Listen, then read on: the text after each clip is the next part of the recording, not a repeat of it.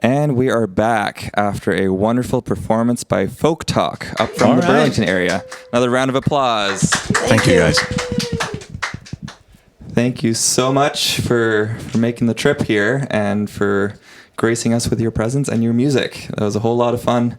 And got the little studio audience tied in with your sing-alongs as well. And it's hard not to tap feet, and dancing would have been fun too, but we hope folks are singing and dancing at home. I think which you know, I think is the hidden benefit of the virtual, the live stream, is that you can kind of act a fool at home and do whatever you want. Exactly, and you can sing it as loud as you want, off key. It don't matter. Nobody cares, and we don't care if you come to the show and sing off key either, because we're pretty loud. Yeah. So, so for you, thank you for having us. For you performing, you can picture whatever you want for the folks that are watching at home, and that's definitely a fun part of this live stream. I usually picture them all naked. Right, that's what we learned in, I don't know, middle school. When you're up on stage, or it was middle school I learned that, right?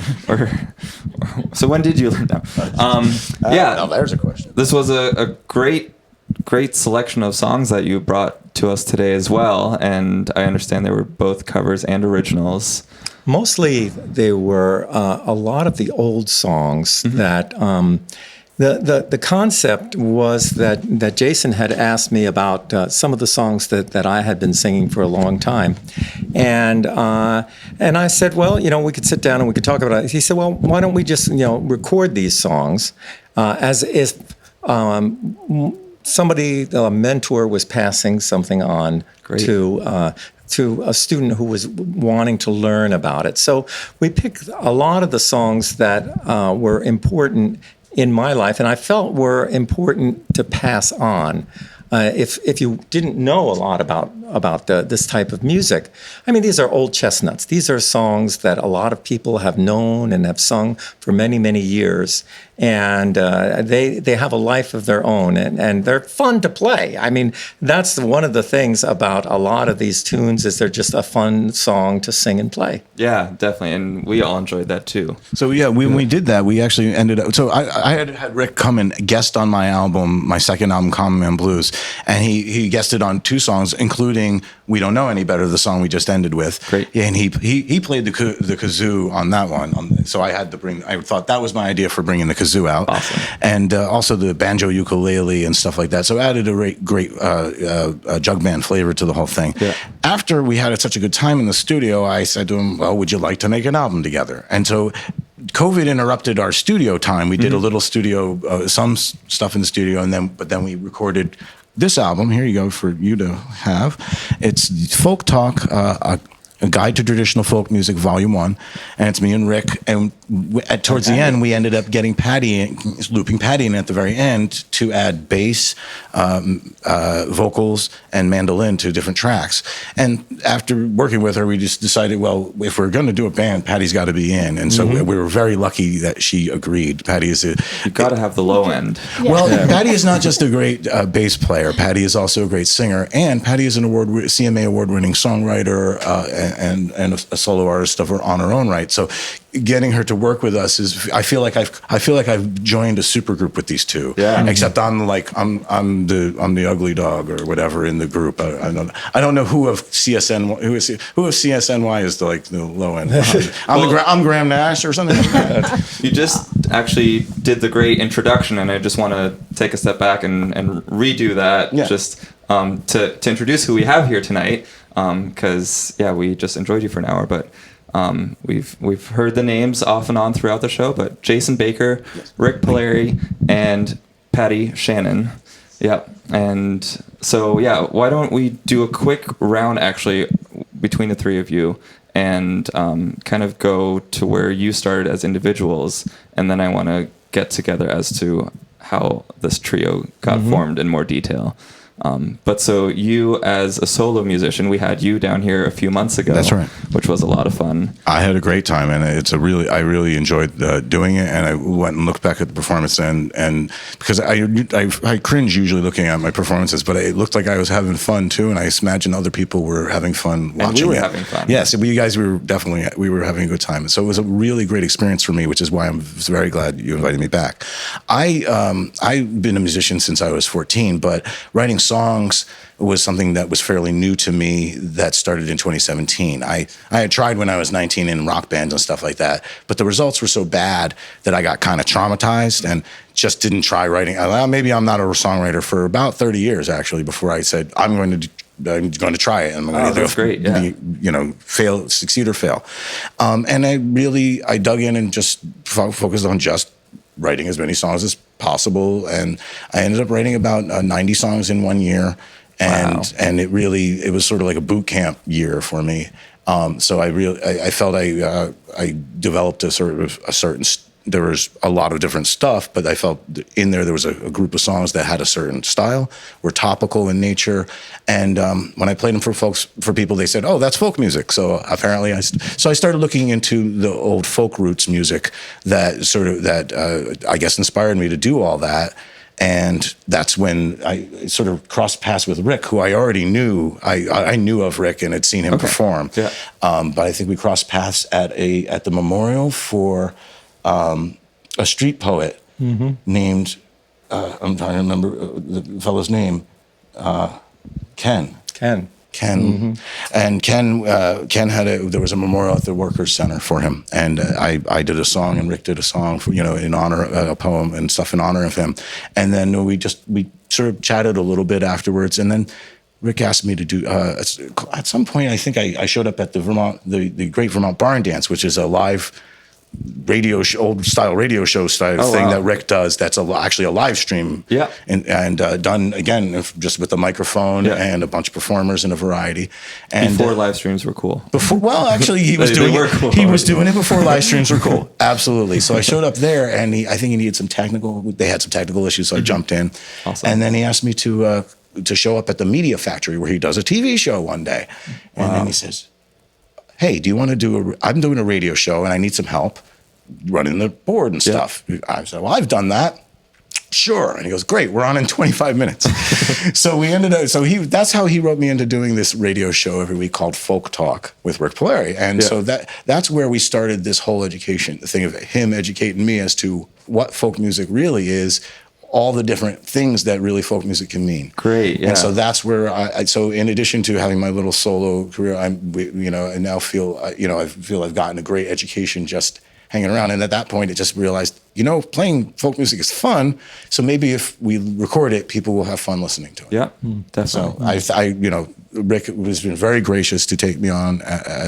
He's become my mentor, and that's an amazing gift to me. Yeah.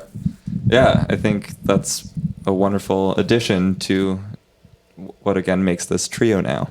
And I think that it's been really interesting for me to pass some of these things on, because I've been playing music since I was 15 years old, and I was lucky enough that by the time that I was 20, I was working with Pete Seeger.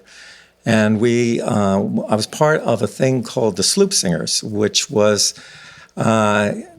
every year there would be multiple festivals that were surrounding the sloop Clearwater, the environmental boat that Pete helped build in 1969. And so we would meet on the waterfront and do festivals. And sometimes, especially in October, we would go out for a pumpkin sale that would last for a couple of weeks. And we'd all be on the boat together and singing. And that was really a fantastic experience to get a chance to work with really some great musicians. A lot, because at these festivals, you would have people like Hetty West, a lot of the real folk traditional players would come down and play. You know, Elizabeth Cotton, who wrote Freight Train, she would be there. A lot of different people would be involved. And as you got involved with the Clearwater, you started taking on different responsibilities as being MC. And then you met more people and more people. And then Pete would say, well, Rick, we could use a festival in New Jersey. You think you can put one together? And before you know it, you'd be running festivals. And so that's where it really started. And I was traveling around with a lot of different musicians in different kind of little duos and trios. And then in 1984, I changed my whole life, and I went and I lived in Poland for about a half a year. And I lived there to study traditional Polish bagpipes and whistles and flutes and things like that. And that was the first time that I really began to see what folk music was. Because up until that time, I thought, it had to do with being on a stage. I thought it had to do with being at a folk festival and being with performers. But I had not lived in a traditional community. I had not seen folk music in a rural tradition. And when I started to see that, and I can remember clearly when it happened, it was during that first week that I was there. And the old grandma of the house said, it's time to cook dinner. We have to kill the goose. She handed me the hatchet. And I'm like, well, I've never killed a goose before. She could see that. And so she just went ahead and chopped the head off. And we sat down and we had the goose there and we were pulling out the feathers. Yeah. Now, for years, I had sung the Leadbelly song about one Sunday morning, Lord, Lord, Lord, a preacher went a-hunting, Lord, Lord, Lord, about this gray goose and how they shot the gray goose and how they plucked the feathers out. And here I was plucking the feathers out, and the song came to life. And I said, oh, this is what it's all about. It's not about, performing on a stage. It's about the needs of the community. And so that's when everything started shifting in my mind. And after and Pete Seeger was involved with that tour, he helped me get this fellowship from the government of Poland to live there.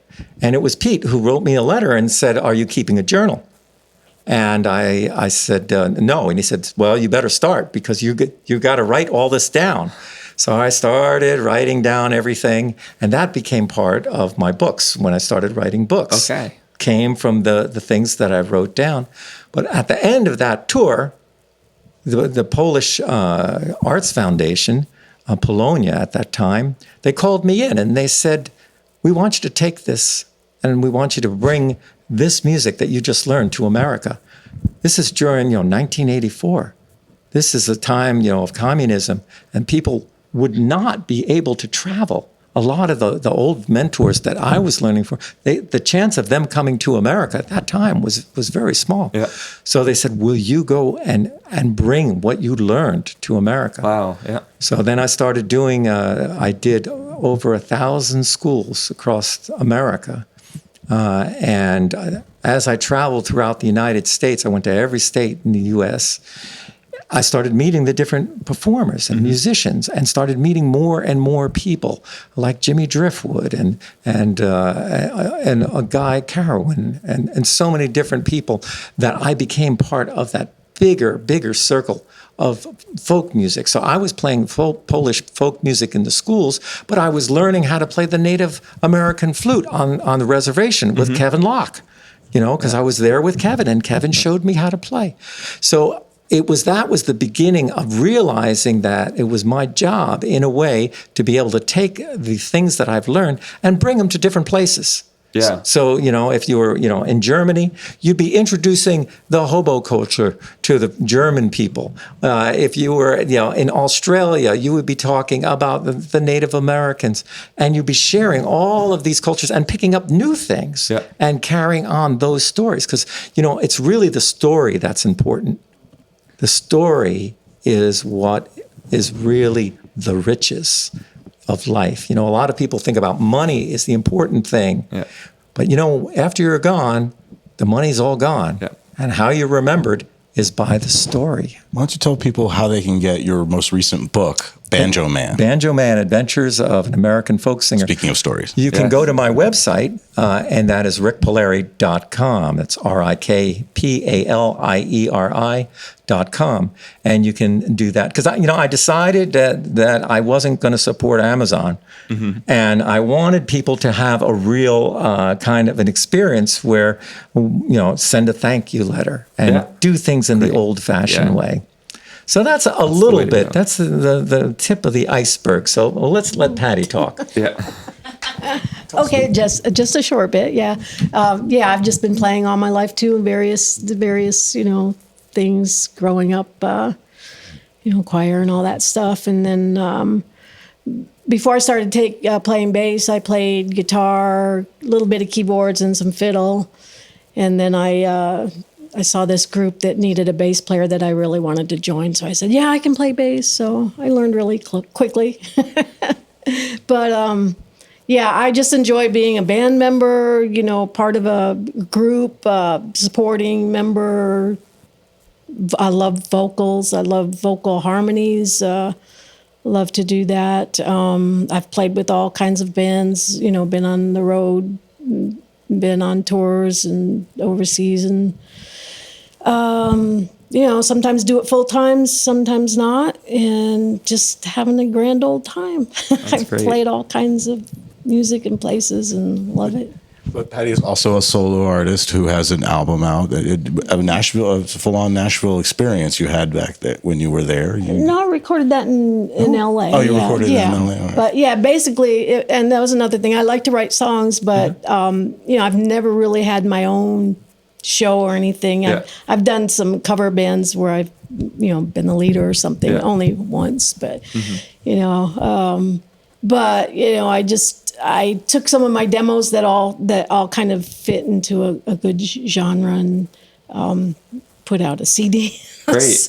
Well, and with this trio, you also brought in a couple original songs. Yeah, those are both on on my CD. Yeah, awesome. Yes. Yeah, I think that was great tonight to have, as you kind of demonstrated towards the end, that each of you are songwriters, as we also just learned now with the introduction of all of you, and being able to bring those all together to a performance that you all support each other.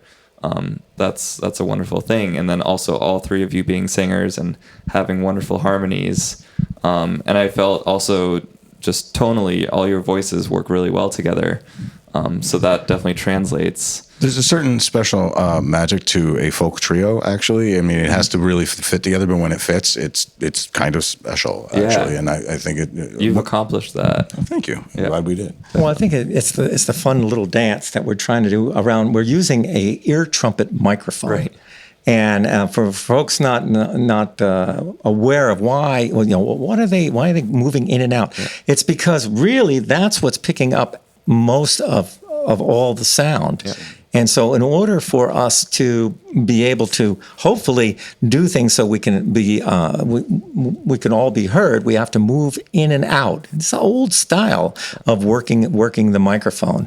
You're basically mixing by dancing, by moving around, and it's a lot of fun. The first time I saw that was bluegrass bands do that a lot to get close to the mic because they're taking their solo. And I just always thought of it as the bluegrass dance. But it, spin, turn, lift, move, go behind. It's fun. It keeps. I sometimes dance while mixing, but you were dancing. Mix while dancing. Mix to dance. Yeah. Dance to mix. I think that it's about having fun. Yeah. I think, especially during this pandemic, all of us have been locked up for a long time.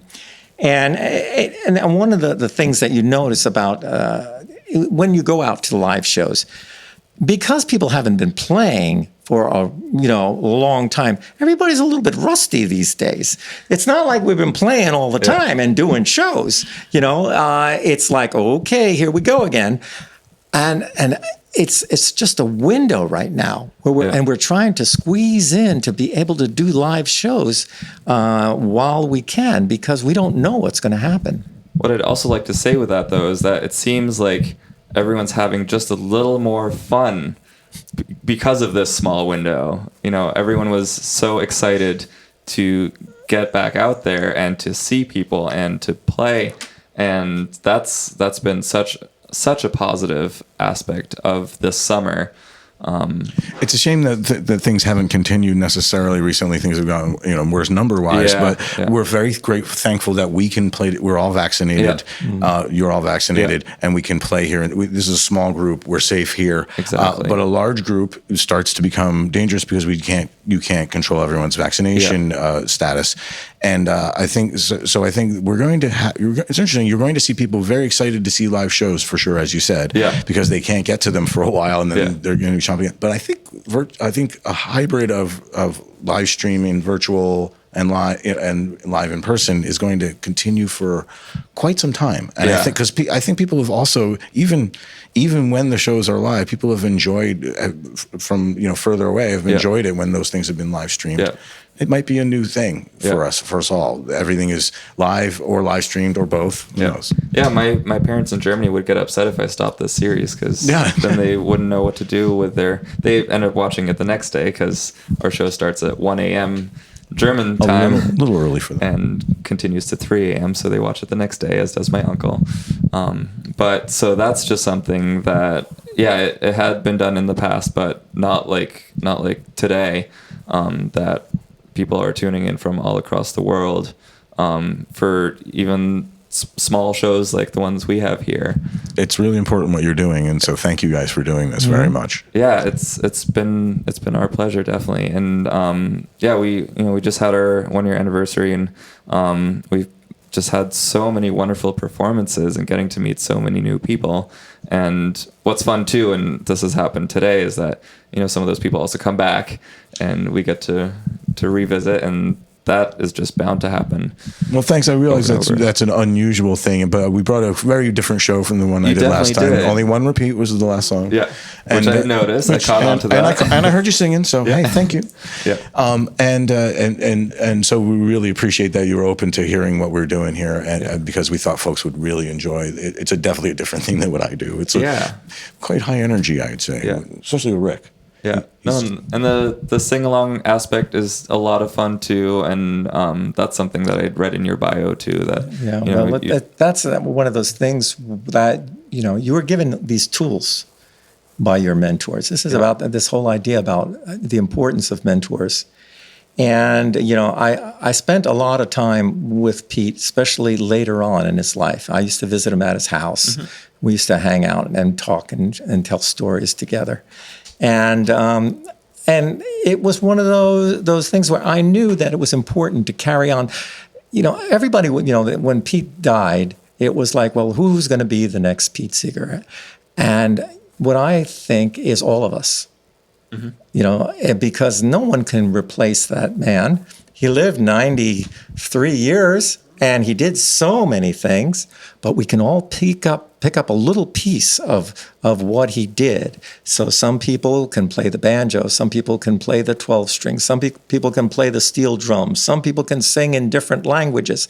So we all can pick up a little piece of Pete and carry it on. And so that's what my life has really been about, is trying to carry on these different traditions. And that's when I started doing my TV show. And the TV show has been going on since 1999. That's the Songwriter's Notebook, so everyone knows. The Songwriter's Notebook. And Pete was on there 4 times, and Utah Phillips and Margaret MacArthur and John Gilmore. We had Elizabeth Van Trop, a lot of Vermont performers, but a lot of other people from all over the world. And in 2009, I was contacted by the Library of Congress, American Folklife Center. And so now there is a collection, the Rick Polari collection, where we have 364 interviews are now part of our national archives. Wow. And it's a few more than what we've gathered here so far. Yeah. And, so that this way, you realize that these things are going to outlive us. Yeah. When I signed the contract with the Library of Congress, they said, you're giving these things to the future people of the United States of America. Yeah. And that was humbling. because I felt like, well, not only, the things that I have done with the well-known people, but everybody, just like you, everybody who's been a part of this, we're all the same family. Yeah. So there is no like this person's famous or this. No, it's we're all in this together. You came to the studio. You're all part of the family. And so it was really great that all of those people now are part of our National Archives. Definitely. That was kind of a cool thing. And I think that kind of ties back to like folk music we were talking about before, the storytelling and sharing stories of so many different people with all these different instruments and internationally. One thing that I wanted to briefly touch on, just because you said you've traveled to all sorts of countries too, is folk music. I think in the U.S.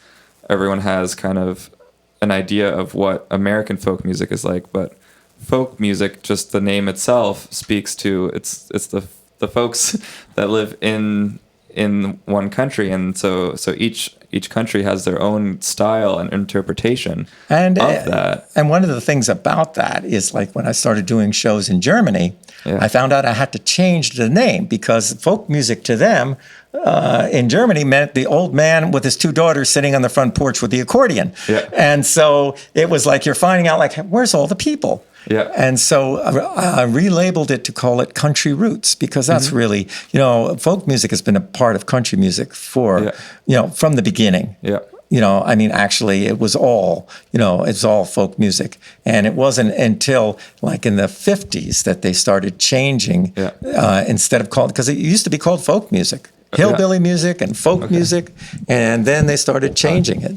And, so the country music, and I really feel strongly that we want to connect with the country, music audience, because I think that they enjoy this kind of music just as well. Yeah. Yeah, these days country has almost like a very strong pop influence, of course, like in the 2010s and 2020s. Well, the funny thing, as Rick was mentioning, those things are labels that actually originated in the 1950s from the industry and it was about selling records and segregation to a large extent, and political segregation. Marty Stewart had said in that country music, the Ken Burns thing, Woody Guthrie is about as country as can be, but he was not labeled as such. He was labeled as folk. Yeah. And the words folk, if you look at the Grammy Awards, the folk category, country music categories, they all appeared in the late 50s. They didn't exist before then. And it's really just a way of I think it's a shame that we've continued that as a way. It's just more and more labels to divide people.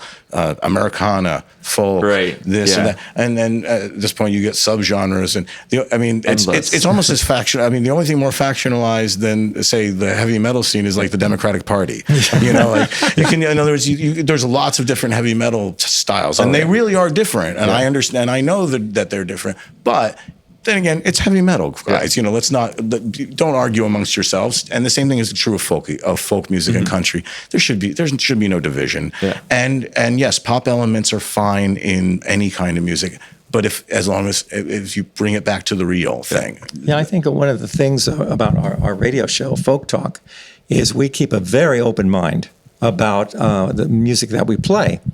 And we've done, from traditional, we've done shows like a whole show on bagpipes from all over the world. We did a show about the Golden Record on Spaceship Voyager, what was on the Golden Record, and we played some of that music. We've done things about Hawaiian music. This week there's a show about yodeling, a whole show about yodeling. We're gonna do an encore show of our yodeling show, and we've also took some of the shows took Rick's interviews from Songwriter's Notebook with Pete Seeger, Utah Phillips, and people like that, and we actually were able to. Rick was very gracious to say, let's take these and make a show out of them, and we actually spliced in. You're taking it's a very nerve-wracking thing to take something that's in the Library of Congress and say, I'm going to cut it up, but that's what Rick said we should do, and so we where a person was talking about a song, the song suddenly just appears, and comes back out, and so we ended up making our interviews into 2-hour radio shows. And we do the same format for modern artists. So we have a 2-hour show for Pete Seeger, a 2-hour show for Utah Phillips, a 2-hour show. And then Dar Williams, we did a 2-hour interview in the same format. And right now we're working on a 2-hour one with Dom Flemons, the great banjo player and the American songster, who's been a pal of mine for a long time. And we've had Guy Davis. We actually have been having a lot of black artists lately that we've had Guy Davis on and Reggie Harris. We've from the very beginning we've made an effort to try and show that folk music is really about diversity. Yeah, exactly. It really is. Ultimately, you can do a whole banjo show with all white guys playing banjos, but you would miss Hetty West. You would miss Peggy Seeger. You would miss. There's monster players who are not men, who are not white. You would miss Rhiannon Giddens. Right. You would miss and all the Elizabeth Cotton. You miss all these things, and so it's important. We feel every show that if a show we look at the set list, we're like, this is looking a little like too many men, too many white people, too many this or that, and we've made an effort to show that none of this is based on your race or anything like that.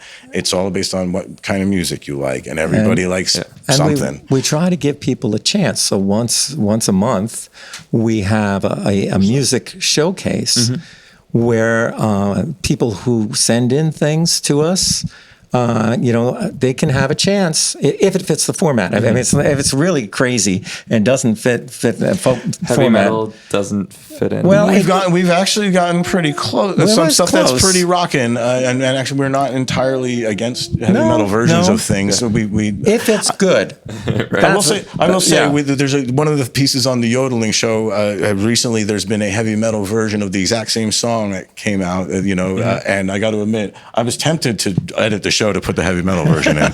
But folk punk is a thing in genre. Right. So actually don't. I don't think we discriminate. We just play what we like to hear. If we like it and we hear it and it fits, we feel it's not too jarring within the context of the other music we're playing. Right. And your audience. Right. And sometimes we're on folkmusicnotebook.com. We're right so on the pulse. We can only push it so far. We did a couple of sea shanty shows before the TikTok, boom of sea shanties came out. So then we have to revisit it again. Yeah, so then we did another show, and it was playing all the time. Well, sea shanties. Okay, so TikTok has a feature called Duet on it, right? And Duet has built-in right, but it has built-in latency in it, so it doesn't work that great, right? Yeah. Except it works great for call and response. So what people figured out is that call and response stuff works, and sea shanties are almost all call and response. And so people started with a fellow from Scotland turning his guitar over, tapping it, and singing a version of "Soon May the Wellerman Come," and it ended up being duetted like 11,000 times by different people with all different versions, and it started a kind of craze of people coming up with different sea shanties on TikTok. So I played. What we did was I sequenced the same song, old version, new version, new TikTok, finding the latest online choir version that people did, for fun or while they were locked down, and it was a really fun experience they are very different, but it's good to see that there's always change, but the continuity is there. So the Soon May the Wellerman Come did not sound like the Gordon Bach version or whatever. It sounded like NSYNC or somebody, doing, it sounded like the Backstreet Boys or somebody singing it because it was done in that style, different styles, some of those that came out. But I kind of liked it. Well, that's it was new. It was nothing has to stay the same. It's the resilience of this of this music. Exactly. And that's the whole thing. Is that this music? It doesn't really. It will survive. It always has. It has gone in waves, up and down, where it was popular, then it wasn't popular, but it's always going to be there. And I think that's the important thing, is people are going to continue playing this music. And it doesn't have to be on a big stage. It doesn't have to be, it can be just a group of people sitting together on their front porch. And there's no reason it can't incorporate modern things, is the point I was making there. One of the biggest bluegrass acts and folk music acts right now is Gangsta Grass. It's rap with bluegrass song structures. Excellent stuff. Really good, deep songwriting. and really good deep roots in the bluegrass as well. And so I think when you mash things together like that's where the interesting stuff starts to happen. But it doesn't, I don't think that really happens in a corporate atmosphere. I think it happens on the porches, in the kitchens. Definitely. The album and what we did is we feel like it's like the ultimate kitchen party, list of songs, if you will. I think that's a fair kind of thing. And you got to remember that some of these things, like we had talked about when I showed that little mountain banjo, and we talked about Frank Prophet. So here was Frank Prophet, back in the 60s, sitting on his front porch, and he sings into a recorder, right, a tape recorder, to, it was Frank, I'm trying to remember, I have to remember the guy's name. He was a folk song collector. And all of a sudden, somebody hears it, and then it gets to the Kingston Trio, and the Kingston Trio records it, and boom, it becomes a phenomenon. Everybody's singing this song. And, no one expected it. It's the same thing with dueling banjos. Nobody, this was not supposed to happen, It was. I had done an interview with a guy who played the banjo, which I can't remember anybody's name today. That's all right. Well, I'm just pointing out, for instance, Tom Dooley, the song he was talking about. Yeah. The big hit with those guys that those guys had with it. That was when the category of folk best album. Folk was invented. Okay. Yeah. To keep them from winning best album or whatever it was, or whatever the reason was. Right. It was invented that year. They were given the first one, and and so it's interesting to note that is it's all connected. It's all connected. I mean, Jimmy Driftwood, who wrote Battle of New Orleans, he won the very first country western Grammy. I think it was 1958. Same year. And that was a big thing, Everybody knew that song. But how did it get to be a hit? Well, Jimmy told me. They wouldn't play that song on WSM radio because it had the words hell and damn. Open up their square of guns and really gave them hell, And that was, and so nobody was playing it on the air in the 1950s. But late one night at WSM Studios, when everybody was kind of not really paying attention, this one DJ said, I'm going to play this song, and he puts on the Battle of New Orleans just at the moment that Johnny Horton is walking off the stage of the Louisiana Hayride, steps in his car and turns on the radio, and he hears the song, and then he records it, and that's how it became the big hit from Johnny Horton.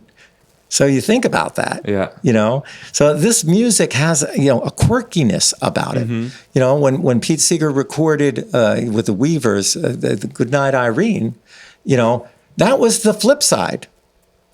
The B-side. That was the B-side of the record. Nobody thought that was going to be a hit. Wow. And then they played the A-side, Tenza, yeah. And then a true folk song. A real true from Israel. And he flipped over the thing, and it's Irene, good night. And Lead Belly. But it had Gordon Jenkins, the famous orchestra, was backing them up.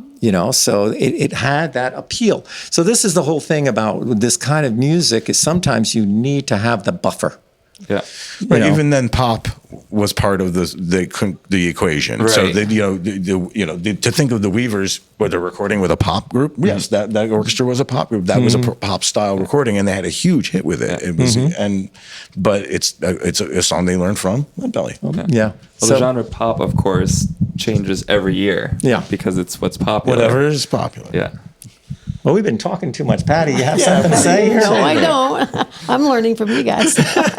Well, that's what happens. We're sitting around the radio station, and we're kind of exploring different genres as we're sitting there. And we're trying to say, okay, what do we think is the most important song for people to hear? Right. What song can't we leave out? And so a lot of thought goes into everything that we play. And there was one thing that we did where it was a teaching assignment. We had just come back from the Folk Alliance, the Northeast Regional Folk Alliance. Great. And over there they give you everybody has a CD. They give tons of CDs. Yeah. So we had a whole big box of CDs, and I said, Jason, what we're going to do is we're going to write on the air we are going to go through this box together, and we're going to show you why certain CDs get airplay and certain ones don't. Remember that, Jason? It was a really eye-opening experience. Well, it was also the start of the type of show that Rick described before, where we're actually once a month or once every 2 months, playing new folk music from folks, asking folks to submit stuff and playing the latest releases within the last month or so. And that was the start of this. But it really was instructive to note as a DJ rather than as a performer, oh, well, this doesn't have any times on it. Well, that's very inconvenient. I'm going to move on. Right. Okay. You know, and Can't play that one. Even if they're a well-known person. That was the deal. like, well, we don't know how long it's going to be. It could be very long. It could be very short. We don't know. And then you place or another, one. No. The titles are completely. Can't read them. Can't read it. Okay, but gone. There's all sorts of things, and you start That's to. a lesson for all the musicians. Oh yeah, you start. watching. Yeah, so we started to learn all the different things. First song. You try the first song, first 30 seconds, first minute or so.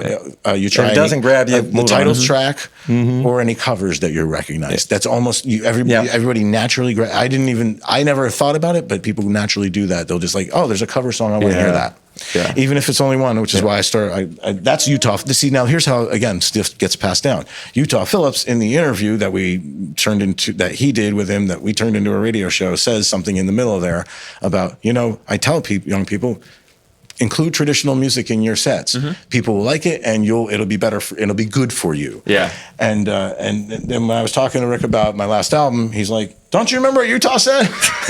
And I was trying to, what's the last song I should do? And he's like, "No, don't you remember what Utah said?" So that I included St. James Infirmary on my album because I felt it was relevant to the pandemic, losing someone in a hospital without getting to say goodbye. Yeah. So, but the continuity and the continuity is still there. The idea is still there. Yeah. And that's the thing, you can learn so much from all different kinds of people, and like having the television show was another window into the world, because once you have somebody in your studio, like right now, they're there with you. Yeah. And I had Anthony DeCurtis, who was one of the senior editors of Rolling Stone magazine. Amazing writer. And he's a great writer. And so I was interviewing Anthony, and I said, Anthony, did you ever lose it? Did you ever lose it? And he thought for a minute. He goes, just once. He said, I had to interview Paul McCartney and George Harrison on the same weekend for Rolling Stone, 2 different articles. So he said, so he went and he made the appointment for Paul, and that went really well. That Paul did his thing. He was out the door, but he couldn't get a hold of George. And he was just about to leave, and his wife calls up, and she says, I hear you're thinking about interviewing my husband. Can you wait another day? So he's going, oh, okay. So he calls in the office. He goes, I guess I'm going to have to stay another day. Then he's waiting. Now, he doesn't know anything about it. He's just getting these random phone calls. He gets this phone call, and he says, okay, will you meet us at the Underground? Not this Underground, but the tubes over in England at this really desolate stop, And so he goes on, and he goes out there, and he stops, and he gets all, and there's like nobody there. Now he's feeling like he's been had, I don't know if I was really talking to George's, and all of a sudden he hears this familiar voice, and it's George. And he says, well, you think with a fancy outfit like Rolling Stone, they would have sprung for a cab. Come on, right? And he comes, and he has this black Ferrari, and the doors open up like that, and he climbs in, and he's sitting with George Harrison flying down the highway, and he was losing it. It was like, he was like, I'm sitting with George Harrison in a Ferrari. Wow. And he said, I started this mantra, you can get excited later. You have work to do now. And he said he calmed himself down. But I love that story because it just shows, about this kind of life. Like, when you started interviewing people, it takes a while for you to kind of feel comfortable with certain folks, Other folks, certain folks are okay. You probably get the kind of people who says, so you play guitar? Yep. Well, we haven't. Well, that's good. I would actually say in all of the shows we've had, we haven't really had that experience, and especially for my sake, it's been so great having people that just carry the interview, because you're really your stories are what we want to hear, and so it's been so much fun getting to hear all these stories tonight, and I haven't had to say much, which is just fine by me. I'm going to throw in one other thing about Anthony DeCurtis, which is he wrote one of my favorite books ever, which is Lou Reed: A Life, the best biography of Lou Reed you'll ever read. And he's just an amazing writer. So Yeah, look up Anthony DeCurtis. You'll enjoy it. He's interviewed everybody. Yeah. And one of the most interesting people that he interviewed was Iggy Pop on songwriting. Figure that out. All right. Yeah, and even it is an awesome thing. So I think that you must have some more questions that you want to ask. I might, but I think we're coming to an end here. We've been talking for nearly an hour. I do want to just give you all a moment to share where each and every one of you can be found online and what projects might be underway. Your TV show is no longer active. It will come back. It will come back. It will come back. We're fighting the COVID thing. Yeah. But Folk Talk, very much so. How regularly are the Folk Talk shows? Every week. The radio show. So the radio show is every week. We try and produce one every week. Yeah. We do actually have to play some encore, some archives, some encore presentations of stuff. But we do have shows every week on Sunday evenings at 4. Okay. On WBTV. It's 993. Thank you. 993 WBTV.org. There you go. 993WBTV.org online. Yeah. And if you're in Burlington, you can obviously 99.3 tune in on Sunday nights at 4. Great. We're also rebroadcast on the folkmusicnotebook.com the next evening at 7 and 1 a.m. And midnight? And midnight. Not 1 a.m. And that's 24/7 and that's the folk talk radio show. And generally our main online presence is either on one of those. You can find the shows, or if you want to contact us, you can contact us through Facebook. Or if you want to if you're a musician out there and want to send us some music for our showcase shows, you can send us our email, just the links or MP3s at folktalkwbtv@gmail.com. Again, that's folktalkwbtv@gmail.com. My music's available online at jbakervt.com. That's letter J Baker for a person who makes bread, at VT for Vermont.com. And Rick's got rickpolari.com. Yeah. And you can find albums and my books and all kinds of stuff there. I was trying to think, and I do a weekly live stream on Tuesday at 6 o'clock on Facebook Live. So I do that for the Radiator.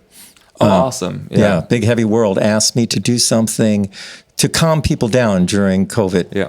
And so I've been doing that ever since that. So that's another online presence. Yeah, they're all friends of ours and offer such great support. And you can find the Folk Talk album, my album, and Patty's album all on YouTube. And Patty's album is called Gone So Gone. So gone, Patty with an I. Patty with an I, Shannon, and Folk Talk is pretty easy to find online, and again, my stuff's on there as well. So great. Do you have any shows lined up? At this point, we do not have. So it's very hard to book stuff right now. Definitely. And I'm playing. Actually, I do have a show. Okay. Actually, I'm playing the Morrisville Farmers Market on the 21st. Okay. Yeah. And there may be other farmers markets coming up for us, but we don't know for sure yet. So I'm playing over at the Blue Paddle. Up there on Grand Island. And that is the 15th. I'm doing a solo thing, and then on the 18th, and these guys are going to come sit in. So technically it'll be a Rick Polari gig, but maybe you can consider it a Folk Talk gig on the 18th, and that's at the Blue Paddle. There's two. There's the Blue Paddle Bistro, and that one is on the 18th, and the Blue Paddle on the Bay. And I'm also doing a concert over in Wethersfield. I'm doing a solo concert over there that's coming up on the 27th. Great. Well, it's wonderful that you've got some presence in front of real people. It's difficult now too. Yeah. This is a difficult thing for musicians and for the really audience.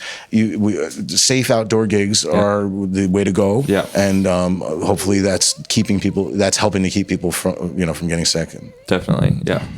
And we'll keep doing our best and hoping to keep this series going. And as you were saying earlier, it might actually start going up in popularity again. Who knows how things are gonna change here in the foreseeable future. But we love doing these. Again, getting to meet so many wonderful musicians. As you were saying, we're one big family. That's how we felt from the beginning of what we are building here at the Underground. Is everyone who comes down here, we're all in this together, and that's just also the beauty of being a musician and being in the music world. Is you can go to a show afterwards, you talk to the band, and they're like your best friends right from the get-go. So it's been so much fun talking with you now afterwards, and again, we really enjoyed the show. Thank you. No, we're glad to be here, and we think that what you're doing is really important, and we will certainly pass the word along. Wonderful. So that other people will know what you're doing here, because you know how Vermont is. We're small, but we're mighty. We've got immense talent, and the bands just keep on coming. And I think we've probably so far we've had maybe 0.5% of all bands and musicians from the state, if even. That's a great thing. And you guys are going to be part of what I think is going to be an important future for Vermont becoming a music center in the near future. That's the hope, and geographically, we're in the center of the state of Vermont. So you've got it covered. We've got that covered.